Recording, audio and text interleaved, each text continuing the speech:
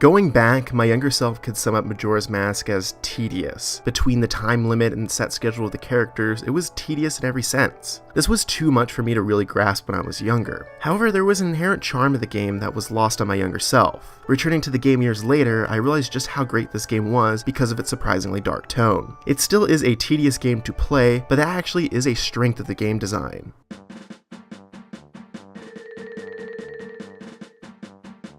The story is a direct sequel to Ocarina of Time. After Link was sent back to the past to live out his childhood, he undertakes a quest to find Navi, his companion from Ocarina that disappeared at the end of the game. While traveling through the Lost Woods, a Skull Kid attacks him, steals the Ocarina of Time, and uses a mysterious mask to turn Link into a Deku Scrub. Link somehow manages to make his way to Clock Town, where he meets the Happy Mask salesman, a minor character from Ocarina. The salesman tasks Link with recovering the mask Skull Kid stole. The titular mask actually contains an evil power that corrupts those that wear it. However, the salesman is only in town for 3 days and needs you to recover the mask by then. On top of all of this, Skull Kid has used the power of the mask to make the moon crash into Termina at the end of this 3-day period as well. From here, the player is introduced to the 3-day cycle that characterizes this game.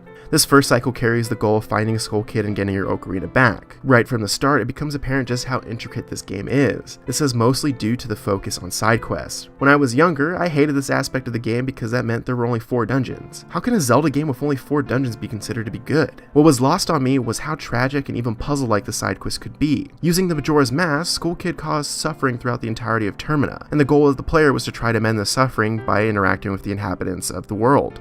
Every character in Majora's Mask had a set schedule for the 3 days. As you continued playing, you would acquire the knowledge and familiarity of each character's lives during this 3-day period. Most of the time, this schedule played into a side quest of sort. The best example is the multipath side quest to reunite a pair of lovers that have tragically been affected by Skull Kid. Kafei was turned into a child by Skull Kid and subsequently went into hiding. His fiancée Anju went looking for him and ultimately tasked Link with finding his location. This is a masterpiece of storytelling that I think has not been matched in any other Zelda game. The quest itself spans all 3 days and splits into various branches. From here, the player can see just how Skull Kid's actions harm not only the couple-to-be, but everyone around them. From Kafei's mother to a simple postman, it becomes apparent just how giant Majora's Mask really is, despite only having 4 dungeons. What really stood out to me on this new playthrough was just how tragic everything was. You could spend all 3 days helping everyone you could, but in the end, time would have to be reset in order for you to progress. The next foray into Clock Town saw me encountering the same characters, but set back to the beginning of their suffering. It was actually a very melancholy experience to see the characters go back to their struggles, with the only reminder being a mask or a heart piece that was some indication that they could be saved.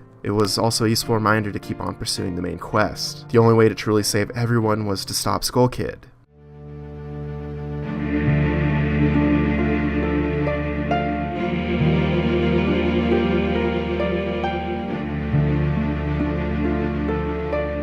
To this day, Majora's Mask remains the darkest Zelda game that I've ever played, but is also a good indicator about what this series represents. The time period between each game can do something special. It allows each iteration to go down their own path, and that's what Majora's Mask did.